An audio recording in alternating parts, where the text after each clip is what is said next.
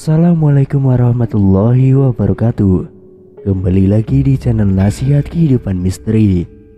Pada video kali ini saya akan membahas tentang misteri ramalan orang Jawa tinggal setengah. Raja Jayabaya, pemimpin kerajaan Kediri yang berjaya pada tahun 30-an.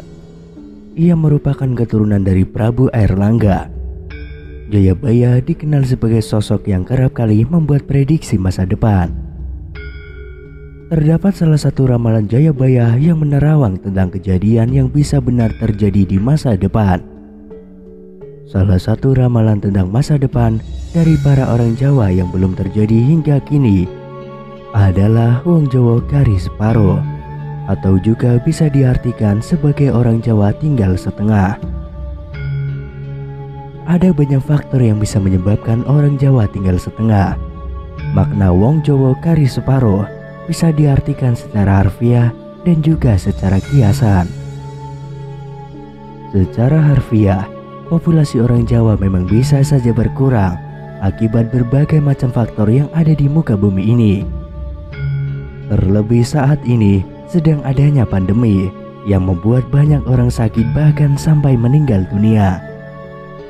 Selain itu, banyak juga orang yang meninggal dunia akibat kelaparan yang disebabkan oleh pandemi sehingga membuat rakyat kesulitan untuk hidup.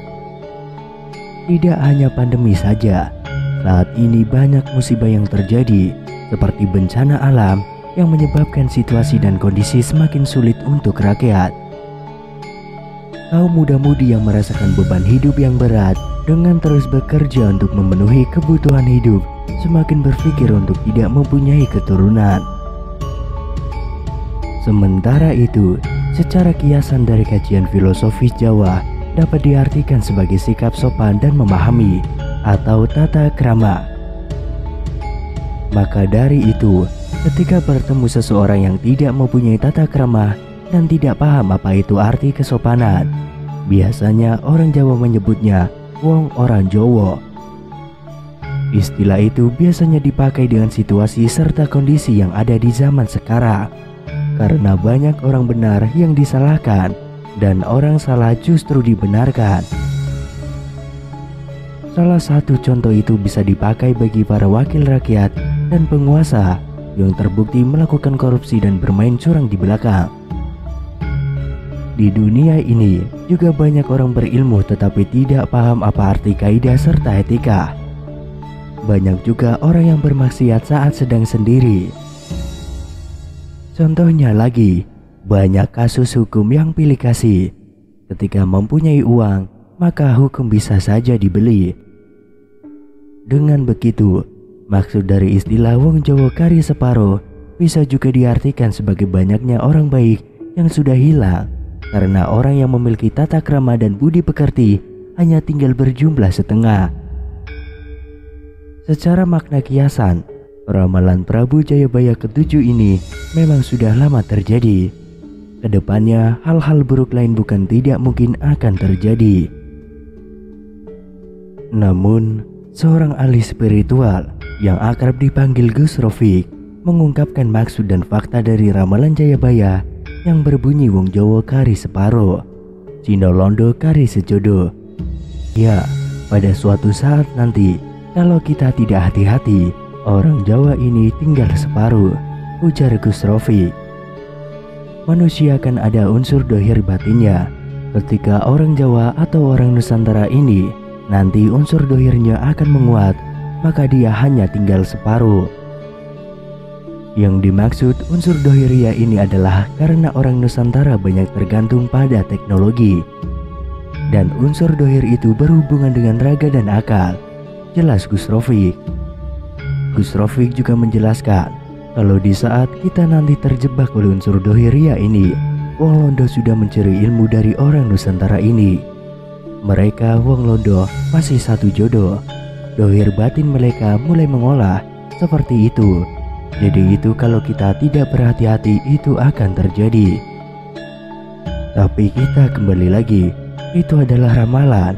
Ramalan itu bisa menjadi satu petua yang harus kita hati-hati supaya itu tidak terjadi atau memang ramalan itu bakal terjadi nanti. Namun, seperti yang kita semua tahu, suku Jawa menjadi salah satu suku terbesar di Indonesia dengan jumlah sekitar 40,22% dari populasi manusia di Nusantara. Suku yang memiliki banyak keunikan di bidang budaya, bahasa, dan kuliner khasnya ini terkenal dengan sifat dan tutur katanya yang halus. Tidak hanya bertempat tinggal di Pulau Jawa, suku Jawa juga tersebar di berbagai pelosok di Indonesia. Peradaban suku Jawa termasuk maju. Hal ini dapat dibuktikan karena adanya peninggalan kerajaan-kerajaan besar yang berada di tanah Jawa dan masih dapat kita lihat hingga kini. Misalnya Candi Borobudur, Candi Prambanan, Candi Mendut, Candi Singosari, dan masih banyak lagi. Walaupun suku Jawa telah tersebar di seluruh Nusantara, namun banyak orang yang tidak tahu bagaimana sejarah dan asal-usul suku Jawa. Apakah suku Jawa berasal dari nenek moyang asli pribumi, atau mereka berasal dari pendatang? Namun menurut arkeolog Eugene Dubois, seorang ahli anatomi yang berasal dari Belanda, menemukan sebuah fosil manusia purba Homo erectus. Fosil ini ditemukan di Trinil pada tahun 1891. Pasca penemuan ini, dilakukan perbandingan antara DNA fosil kuno tersebut dengan suku Jawa di masa kini. Hasilnya, DNA tersebut tidak memiliki perbedaan jauh dengan suku Jawa pada masa kini. Hal ini diperkuat dengan ditemukannya fosil manusia purba, yaitu Pithecanthropus erectus, sehingga membuat para arkeolog ini menjadi yakin bahwa nenek moyang suku Jawa berasal dari penduduk pribumi. Berbeda dengan Eugene, menurut seorang sejarawan justru berbanding terbalik. Von Hale Kelderen menyebutkan bahwa telah terjadi migrasi penduduk di daerah Tiongkok di Kepulauan Nusantara. Migrasi ini sudah ada sejak zaman Neolitikum, yaitu 2000 tahun sebelum Masehi, sampai zaman Perunggu 500 tahun sebelum Masehi, secara besar-besaran bertahap menggunakan perahu cadik. Begitu juga Dr. Hackern menyebutkan, berdasarkan penelitiannya pada tahun 1899, bahwa bahasa daerah Indonesia mirip satu dengan yang lain. Dan Dr. Kern menarik kesimpulan bahwa bahasa tersebut berasal dari akar rumpun yang sama, yaitu Austronesia. Maka inilah yang membuat Kelderen semakin yakin bahwa suku Jawa tidak berasal dari masyarakat pribumi asli.